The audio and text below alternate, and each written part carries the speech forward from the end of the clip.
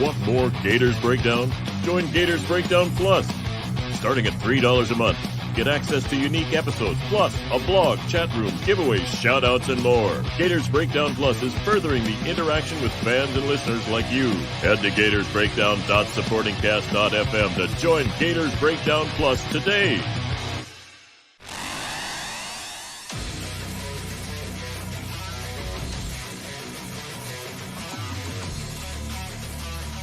Gators Breakdown, because there's never a dull moment in Gator Nation.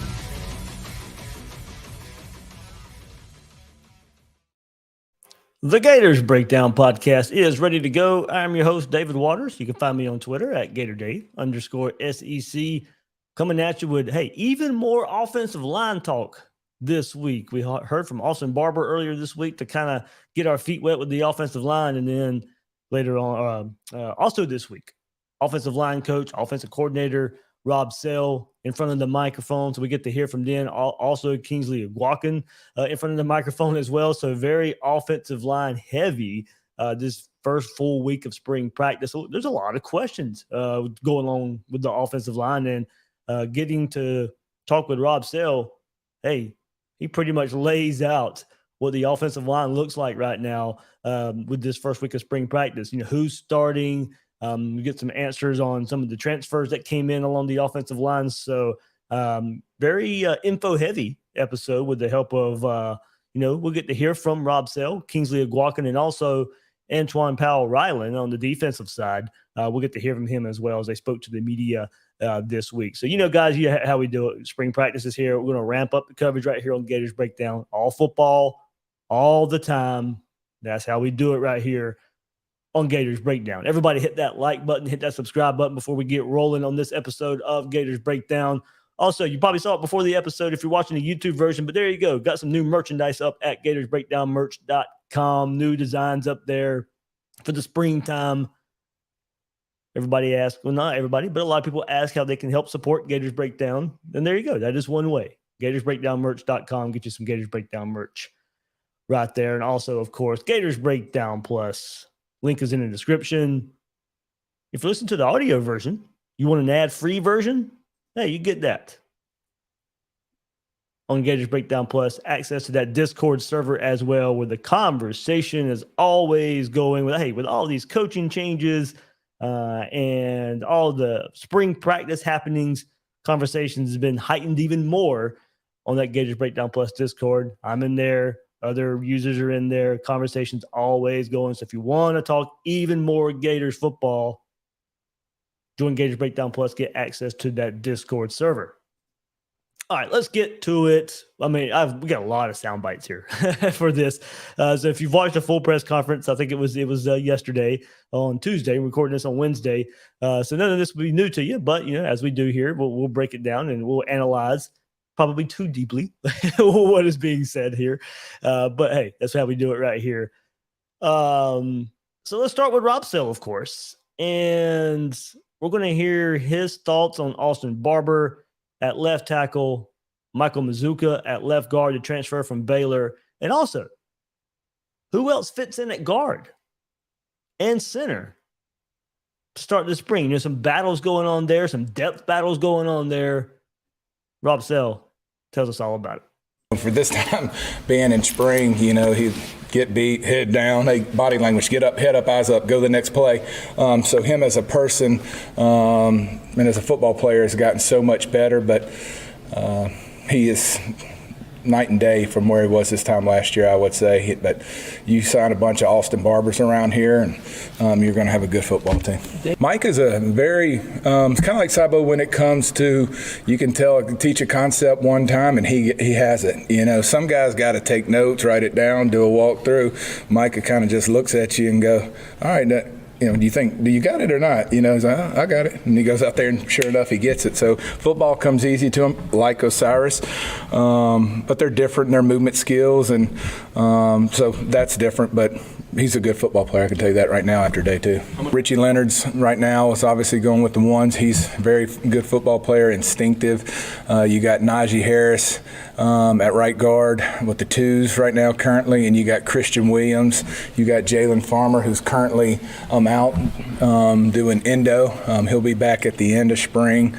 Who else am I missing? I don't want to miss anybody. You got Roderick that also can move to either guard position. You got Jake Slaughter, who's doing a great job. I would have no problem rolling out there, Jake, with any time. We got guys that can put their hand on the ball. Kingsley, returning starter. Jake Slaughter is getting nothing but better. Have no problem if something. Obviously every job's open, right? So we got a lot to go compete. If Jake keeps getting better, go push him. I would say that, but I have no problems with Jake going in the game. If we're playing tomorrow, Jake's a good football player. There we go, hearing about some depth pieces, and we'll get even more into these transfers coming up from Rob Sale. But look, some credit here for these offensive line coaches and the players last season and this season. Starting with Barber, which is where Rob Sale started there, talking about left tackle Austin Barber. Look, he had no experience last season. Coming in, finally getting his taste of football last year. The Michael Tarkin injury happens early in the Kentucky game, and Austin Barber comes in. We were wondering, did Florida have enough depth last year along the offensive line? All the changes going on there and the struggles that had been there for years. What you have a starter go down, and credit to these coaches and credit to the players. Austin Barber was ready to step in and contribute. Had no experience for last season. Then able to step in and was an upgrade in a lot of ways over Tarquin. And Tarquin gets injured, probably playing injured a bit throughout the season. Maybe he had something to do with that, but Austin Barber comes in and just plays exceptionally well. Ends up playing both tackle spots last year throughout the year. And look, that says a lot about his work ethic, and also Rob Sale, getting a younger player who had no experience, ready to contribute and contribute at a high level when everything was so new. So credit there to the player, Austin Barber. Credit there to Sale for getting him ready. But now you heard him go into the comments of Micah Mazuka, the Baylor transfer at left guard, and the comparisons to Osiris Torrance about how maybe easy the game is for him mentally. And it's great to hear that he learns fast. Torrance was that way too, but also had the advantage because he started early at Louisiana under Billy Napier and his staff. But he also had the advantage of playing in the system when he came to Florida, knowing the expectations of the coaching staff, how to approach the game, how to play the game. And now, rave reviews so far of Mazuka being in that same cloth of we can tell him something one time and he's got it, or he's in the or he's in the playbook and he knows what to do mentally there. And that's what you want from maybe your most highly regarded transfer that you brought in. Needing to replace Osiris Torrance. It's not a straight replacement, of course. Mazuka's going to be on the left side when Osiris Torrance was on the right side. But, somebody you went and identified to fit in this offense who has exceptional run blocking grades from Pro Football Focus, somebody who should come in and just automatically be a road grader with this offensive line staff that has a reputation of being able to develop at a high level. Mazuka's already a really, really good player, has a Power 5 reputation of playing at Baylor. He could be even better with this staff.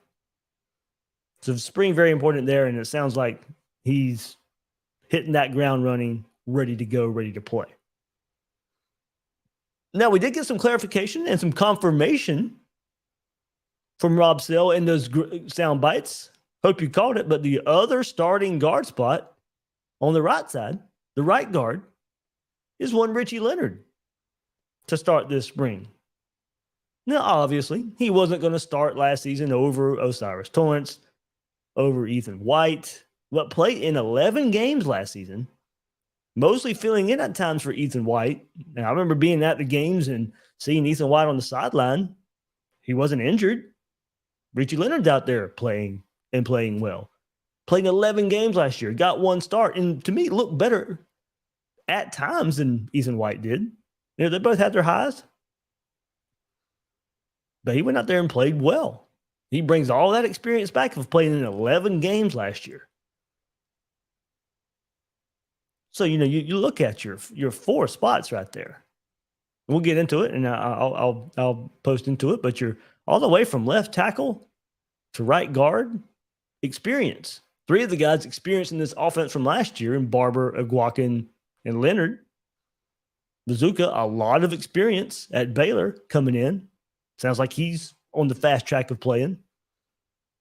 I mean, this offensive line, 4 out of the 5, you can point to, that's pretty good. That's pretty good. You just heard what he brought up Jake Slaughter's name a couple of times. And if you guys have listened to Gators Breakdown the last couple of weeks and previewing spring, talking about the offensive line last episode as well, I brought up Jake Slaughter's name because I'm hearing it behind the scenes at the same time. You heard Rob Sell say, we can throw him in at center. We can throw him in the mix there. We can throw him in at guard. Some versatility there with Jake Slaughter. And it's not just coach speak for how much they like him. I mean, I've been hearing his name for a couple of months now. A name that can make some noise on this depth chart. Pencil him in as the main backup at center or guard. And maybe even can push the starters and or fill in when needed and no drop off. But the staff really likes him. He's gonna play. He's gonna play a lot. Maybe a lot like Richard Leonard did last year, coming in. Ethan White's not injured, but Richard Leonard's a good player. We want to go get him some reps. Going to need that experience for this year. Well, you may see the same thing with Jake Slaughter this year. All starts this spring. But let's shift it a bit. Let's shift it to the transfers. A big question there for these transfers coming in. And one of the biggest ones was, where is Damian George, the transfer from Alabama, going to line up? Rob Sell tells us. He'll stay outside for us. We got inside guys. But right now, obviously we signed him for tackle. And we need depth there as well. So he'll stay out there. But we got some really, really good young inside guys that we're very happy with. There we go. Straight to the point. We got our answer. Damian George is going to be a tackle for the Gators. We got our answer of where he's going to line up. I'm glad it was asked. We went straight to the point. There was no, we'll see how it goes this spring and we'll see where he lines up. No, we know they brought him in as a tackle and he's going to stay a tackle. Now, he played both guard and tackle at Alabama, started some games there, but ended up getting replaced. So hopefully new scenery, new coaches, new scheme benefits him, paired with some, some experience that he brings from Alabama. Pair all that together, mix all that together, and hopefully all the newness elevates his game. And Sale went through the names that they have on the inside that they feel comfortable there. So that allows George to be a tackle, stay at tackle. But as he said, quote, we signed him as a tackle. So while there's, added value there that he played some guard, this staff wants him as a tackle.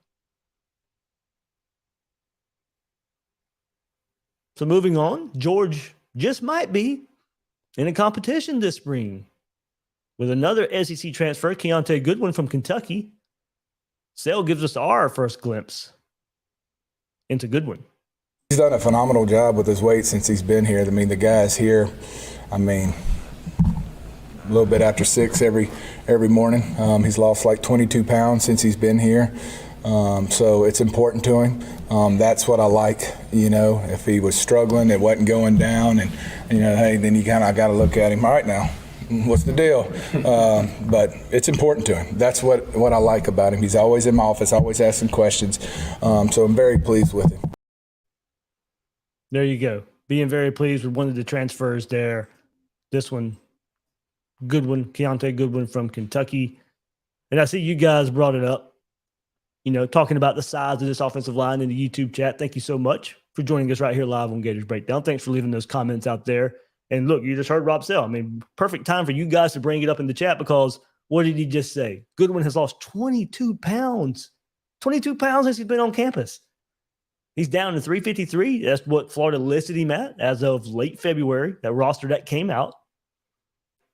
So he's down 22 pounds to 353. And that's good news for him. Good news for the competition there at the right tackle spot. But remember, when he transferred from Kentucky, their media, their fans question his dedication to the game. Does it seem like an issue here right now as far as, getting his weight down? 353 for Goodwin. And kind of look around at the other tackle spots, or maybe who is in line for right tackle. Just talked about Damian George. So Goodwin's at 353. Damian George, 369. Cam Waits, who's injured, but they did list his weight, so he's probably still working out and all that stuff as much as he can with that torn Achilles, but he's 362. Herman's 372. So Goodwin's 6'8", 353. Lighter than those guys right now. If his weight was an issue, he's lighter than George. He's lighter than Waits, lighter than Herman at 6'8". George, who's more than likely the starter right now at right tackle as we start spring practice, as I mentioned, 369. He's 6'6", 369. Goodwin, 6'8", 353. So I'd imagine the weight's probably about where they want it. And now hopefully he can adjust to playing at that weight. But he's closer to where, given the weights of the other tackles here, he's closer to probably where he should be. I'm not sure 353 is the goal weight for him, but comparing that with the others, he can't be too far off. And let's go back. He was the third highest ever signee for Kentucky. 5-star offensive lineman, now transfers to Florida. Here's hoping he can come along this spring as a potential starter or a nice depth piece that may be needed at some point with little to no drop-off.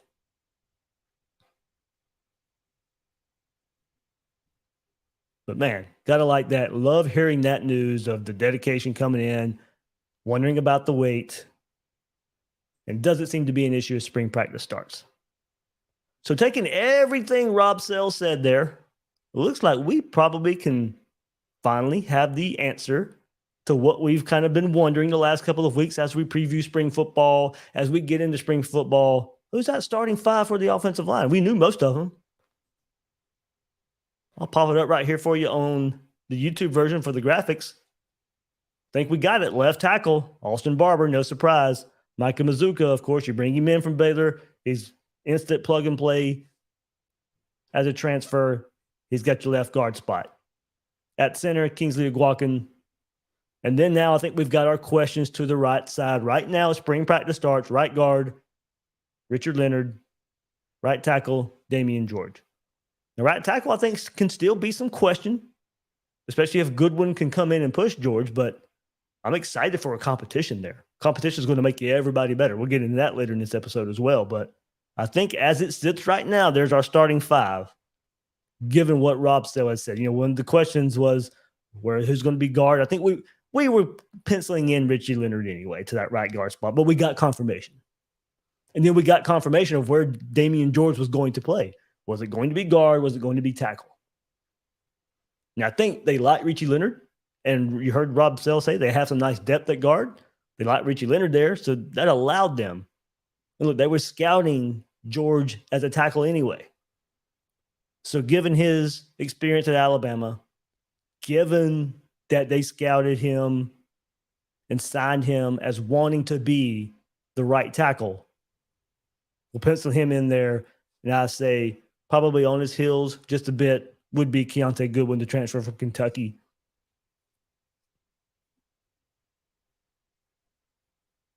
That's the way I think I see it there. So left to right, Barber 6'6", 311. Bazooka 6'5", 329. Kingsley at center 6'3", 301. Richie Leonard 6'2", 317. And Damian George, transfer from Alabama, 6'6", 369.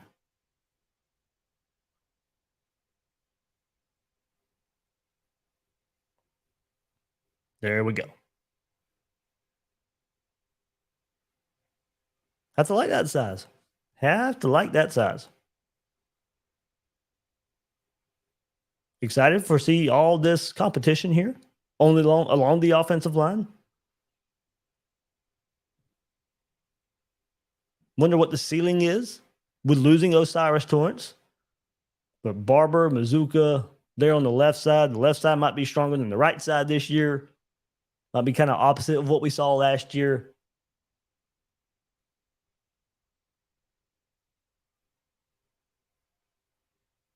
But there we go. There we go. I think we got a good starting point for the starting five of the offensive line. All right, so let's get to one of the offensive linemen. We heard from Austin Barber earlier this week. Let's get to center Kingsley Aguakin. Hey, look, he's going to be a leader this year. He's been a leader. But you can hear from him on how important him being a leader is. The good thing with me is I feel like I've been the vocal leader and I really just the leader in general for the past couple years. So the leadership role personally isn't really something new to step into. I think it's different because it's new guys and they don't really know who I am. And like the freshmen and stuff, I kind of got to introduce them to what it is to be a Gator, how we work, how to go about themselves, what they need to do to improve themselves. So the leadership role isn't really a new thing for me. I think it's more so just adapting to the new guys. It's not one. I don't know if it's difficult is the right word to say. It's definitely different. You know, we play a position where at 5 = 1, we all have to be kind of on the same page with everything. So I'm glad we got these 15 opportunities to kind of get that communication aspect of things down and kind of get our double teams down how we need to. And kind of like today, for instance, we had a couple plays. They might not have been the best, but then when we started picking it up, started kind of getting the chemistry for it. I think that's what this spring is going to be for us, is getting that chemistry down. Definitely. Yeah, offensive line chemistry came along pretty good last year, right? And looking at Kingsley, a leader on this team, this offensive line, he's proud to be a Gator. He said previously, I tried to save some of the best sound bites, but he said he was proud to be a Gator. Wrestled with a decision. I don't know how high he would have got drafted in the NFL if he would have, but he said wrestled with a decision a lot, but he wants to finish what he started at Florida here. He's proud to be a Gator. And look, he's going to need to be that type of leader with the newcomers coming in, the new faces coming in on this offensive line. Plenty of experience in that role, as he says. And now a year in the system, in that role, playing center, and all the communication that comes along with that position that he can now share with Micah Mazuka. I mean, who lines up right beside him. You know, and it's that scenario. Also, Mazuka having Austin Barber on the other side of him, having Richard Leonard to lean on for advice in the guard spot. I mean, this is a great example of starting way ahead of where this team was last spring, of course, going into year one of Billy Napier. Now you have so many more players and experience to rely on who've been through the trials, especially on the offensive line. So many players ready to hit the ground running based off of the experience of last year that they got, and now able to share the information. Like Osiris Torrance, he could come in and share a little bit as a transfer and playing in this offense. But now, if you were on this team last year, you can share the information with all the incoming transfers. Something that Florida didn't get to experience last year in the natural transition of a first year. Now, of course, there's still a lot of learning going on, but now you can refine. You can refine it a bit. Everybody knows where they need to be. You don't have to introduce a practice regimen. Everybody's used to how practice is now. Now you can just concentrate more on football instead of all the newness compared to last season. So speaking of hitting the ground running, Kingsley was asked about the quarterbacks. And he went on to discuss quarterback Graham Mertz's approach to the game and the competition with Jack Miller. Graham he came in with the right attitude for sure. Like, he was probably the one out of all the transfers I would say was like consistently in the building, trying to learn the new playbook, trying to be the quarterback. You feel me? Trying to get that job. So, and he's my locker neighbor too. So, like, I really get to see it firsthand. I think Graham came in with a great attitude, to be honest with you, and I'm excited to see what he does for us. Jack feels, you feel me? He's got the right attitude as well. He's been in the building working. He's trying to get it back right, trying to keep, because at the end of the day, I'm pretty sure, I guess it's not really nobody's job yet, but he knows he's been here, so he knows what he has to do to keep the job. And at the end of the day, I like to see the competition. So, you feel me? I think he's got the right mindset, though. I think he's handling himself well, carrying himself well in the right way, and he's got those good leadership qualities about him. What's that competition been like? Not even just on the field, but how much you've seen those guys, going through film together? Have they been working together, and what's that competition just been like?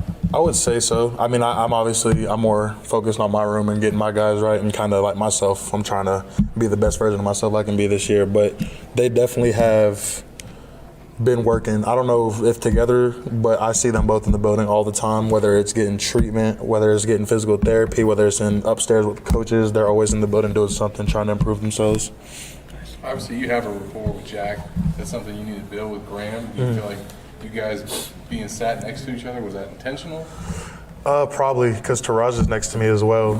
So I think they're just trying to get some of those older transfers in to kind of see how I carry myself and how I do go about things to kind of get the right way to do it and make sure that they have the right, I don't know what the word is, but kind of output the right things to the team, if you know what I'm trying to say. I mean, you're sitting next to the guys that could be the quarterback of the defense and the quarterback of the offense. Yeah. What qualities are those two specifically bringing to the locker room, the years of experience that they have in the Big Ten? I think that's the biggest thing that you just said. They have the experience and they've played the game and they know what it takes, because at the end of the day, a guy can go up and draw everything at the same time, but it's ball. Things happen like that. And those guys being able to have that experience and know what comes with it and playing big-time ball in the Big Ten, I think that and they also carry themselves well. Like, they kind of got something about them that's different. So at the end of the day, that's why I think they put those guys next to me to kind of push them to be leaders more so.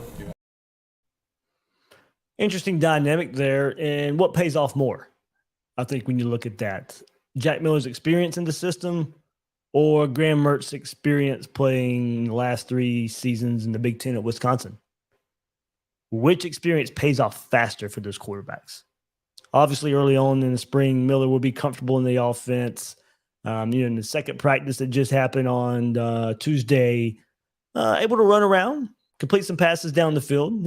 Showing a little bit of athleticism was Jack Miller. As for Mertz, in what we see in the open portion of practice, you see you guys can see all the highlights that's out there on Twitter, of course. Oh, I call them highlights, but the video of the open portion, beginning portions of practice, that ball comes out of Mertz's hands a little more aggressive, a little faster, a little more zip to it. It gets to the wide receivers a bit faster, so no surprise there. But as Kingsley was alluding to, one has to step up as a leader, and that's where Mertz's experience, to me, will probably win out. I think that's one more step, one more benchmark he probably has over Miller, is playing in all those games for Wisconsin in the last few years. He's been in those game situations. He can grab from those and shouldn't be fazed by too many situations. Now, of course, he played in some big stadiums in the Big Ten, playing at Michigan, playing at Ohio State, playing at Penn State. It's not easy. You can compare those 3 a bit to some atmospheres in the SEC. Now, if Graham Mertz is the guy, or even Jack Miller, he hasn't done it at all, but at least Mertz has those big games experience, those big stadium experiences. I mean, you got to go to LSU this year, so Graham Mertz, he should be, is a Death Valley Tiger Stadium, one of the most intimidating atmospheres and environments out there. Of course there is. But at least he's been in like situations. They won't be fazed too much by that. So probably a leg up in that area. And that leadership goes a long way. When you've been in those situations and you're calm and you're cool and you're collected, you won't really get that situation in the spring. But I think you take that into account. If they're close, if the competition's not that, the gap's not that wide in the competition, I think you lean towards Graham Mertz for those purposes. But leadership goes a long way. Kingsley Aguakin, making sure that he is in the conversations with those quarterbacks. Look, I mean, he's the guy snapping it to him, so he's going to have a relationship with him anyway. But good to hear there from Kingsley, how much he's involved, how much he's been involved as a Gator the last few years, involved in this offense last year, and now being able to share all that knowledge with these quarterbacks and to Roger Mitchell, as you heard him say. All right, let's go. Hey, let's go to the defensive side of the ball. A lot of offensive line talk this week, as I said, but we had Jason Marshall earlier this week talking about the defense, and now we get to hear from Antwaun Powell-Ryland, who, of course, once Brenton Cox was dismissed, able to get on the field a bit more, played well in spurts, played well at times. It was hard to block. That Texas A&M game, that South Carolina game. I mean, even the FSU game at some points just could not get Jordan Travis down, but in the backfield, got to take some steps this year. But what does he feel about this defense and the changes in store on that side of the ball? I think we headed in the right direction. We've been working. We know what's ahead. We know what we got to do. People that have been here before. We all have been here before, so we should be ready. You take a look at the sack numbers from Austin Armstrong's defenses at Southern Miss, they're pretty high and so forth. Does that excite you? Oh, Or yeah. you had conversations about that, about sure. what you can do in this defense? Yeah, I like Coach Armstrong a lot. He's young, so he more energized. He more hype. He want to get things going. So I really appreciate him wanting to take this chance to come and coach us. We got our new linebacker Taraji. He has to make the calls and all that. So you hear him pretty much. Of course, Shamar. I think myself, Big Cam, Princely. We like it as like a team thing, not really as in pointing each other out. I think we all about it. There you go, hearing from Antwaun Powell about this defense with the changes in store with of course, new defensive coordinator Austin Armstrong and who's stepping up as leaders. And look, Powell-Ryland is a player I'm eager to see if he can make another jump this year. He got his chance even more so when Brenton Cox went down or when he was dismissed, as I said, made some plays in the backfield, got to the quarterback more and flashed. Does he have another step? Does he have another step in this aggressive style of Austin Armstrong defense? We heard Jason Marshall earlier this week speak on the energy and the youthfulness Armstrong brings to the defense. And Antwaun Powell shares those same thoughts about just the kind of the new feeling around this defense, the new approach here by Austin Armstrong. Does that energy and youthfulness shed off onto the players? Does it make it better to the players? Does it transfer over to the players? Will the players feed off of a coach that gives it to them like that instead of compared to the maybe more laid back approach of a Patrick Toney? I'd like to think this approach is more suited for someone like Powell-Ryland and what he showed last year. Maybe some combination of that aggressiveness of Austin Armstrong and the way he calls the defense, and just kind of we saw him bouncing around at practice the other day. That can feed off onto these players. Eager to see that. Powell-Ryland also mentions leaders at every level of the defense to go along with himself. Newcomers Cam Jackson, Taraji Mitchell were mentioned to go along with Shamar James. And look, we know this defense needs a lot of leadership to kind of bounce back from what they've been. It's not just going to be as easy as a flip switch and a defensive coordinator coming in. They need some guys on the field to step up in leadership roles as well. And I'm sure, confidence has just kind of waned the last few years once you get a few games under your belt and kind of realize this defense isn't what it should be. And then last year, look, we saw some flashes. You get to the midpoint of the season and you go to Texas A&M and you play pretty well, play one of your better performances of the year, shut down South Carolina the very next week, and then fall back down. Could not handle Vanderbilt, could not handle FSU to end the season, could not handle Oregon State to end the season. We know where was the leadership at. And something we really couldn't point to last season besides, Ventrell Miller, Amari Burney, Jervon Dexter. Now, much of the leadership is made up of players Napier has brought in, whether it be a sophomore going into a second season like Shamar James or some of these transfers coming in. There's new faces Antwaun Powell is acknowledging as leaders already. And Taraji Mitchell, he has to be. He's like you say, he's going to be out there calling the plays. He's going to be the heart of this defense playing linebacker. Cam Jackson has to be as that anchor up front. All his experience that he brings from Memphis.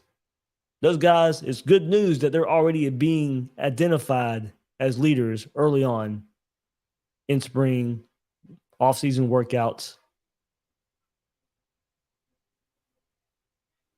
And Powell-Ryland just brings them up. Didn't even really have to think about it. Taraji Mitchell, Cam Jackson, transfers, Shamar James to go along with Taraji Mitchell at that second level as a second-year player.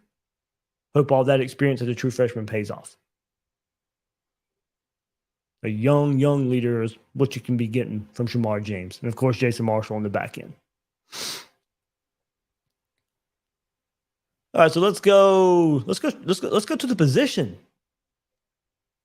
of edge. Antwaun Powell-Ryland, he has even more on him being a leader amongst this group of edge rushers. Having to be a leader, to step up to be a leader, because I mean everybody's looking at me. I'm the example, so I got to do what I was coached to do. I got to do it even more, and I got to stay on them and make sure everybody else is good. Accountability. Yeah. What's that like for you? Is it easy to take on that role? Or? I mean, I kind of did it anyway. It wasn't really. I was used to it. I mean, I'm always invested in other people, so it's not really no different. It's me, Princely, Jack, Bryce Capers, and TJ CFC. And I mean, I feel good about all of them. We all sit and talk about pass rush anyway, so like that's what we love to do. So it's not really we more off of talking to each other, saying what we think we could have did better or something. How new is Princely being in that room, and what do you think that transition is? I mean, it's the same thing. We all together. Like it ain't really, because we all do one-on-ones together, like in practice. So like we all get hyped. We all get turned when another person do a move. We all like to learn from each other. So whatever he's good at, I try to get it from him, and it's the same way. Jack, he put in work every day. And he don't make no excuses. None. He put in work. He ready to go every day. Does TJ seriously play in your position? Yes. What do you think of him? What does he bring to the table? He's long. Like he's very long. He's quick to be that long too. He got some tools. He can definitely make some shape. There you go. Antwaun Powell-Ryland kind of going through the edge room a bit, and even more clarity on who the staff is identifying as pass rushers at this edge spot along the defensive front. And I like the move of Princely being considered as such an edge player instead of a true defensive end. Florida just needs a little more size at that defensive end role, where it seems like Justice Boone right now is leading the way. What I can't wait to see more of. Look, we're only 2 practices in. Heard just a little bit, but the young guys in this role, as a Jack Pyburn, second-year player, is he now ready to make more of a contribution? Could we see a true freshman like TJ seriously take advantage of being an early enrollee, getting on the field in a spot that's traditionally hard to get on? As a true freshman in the SEC, we've seen it. But to be able to come in and make an impact, Pyburn, seriously, 2 young players I've heard are really looking the part through workouts in the first couple of practices. Seriously was one of the first freshmen I've heard that I heard about as offseason workouts were taking place. So not to put too much pressure or not to put too much notoriety on what's happening there.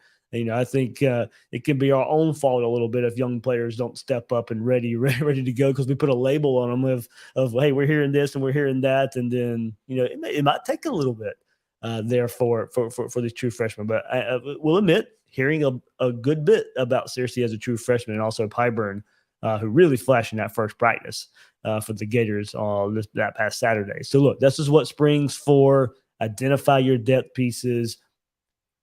The players, it's there for them as a chance to prove that they deserve a chance. That's what spring practice is for here for the Gators. So you're going to hear a lot of young names. You're going to hear a lot of young guys who are looking at this opportunity, some guys who have been on campus this spring looking for opportunities to break through, build some depth for these Gators. Pyburn, seriously, 2 younger guys I think to look out for, especially at this edge spot. And, of course, a little bit of news to go along with this position group just a bit. But, of course, Jamar Chaney, defensive assistant, analyst, ace recruiter for the Gators, is going to go to Western Kentucky, where he will coach linebackers. And honestly, say congrats to Jamar. I've gotten to know him a good bit over the last year or so since he came back on staff here at Florida. One of the best staffers I've ever dealt with is one Jamar Chaney. So I'm happy for him that he gets the chance. He's wanted the chance to, coach on field, and gets his first chance for an on field role there at Western Kentucky. Hopefully he'll be back in Gainesville once he gets a little more experience under his belt on the field. He definitely said he told me he'd love to be back one day.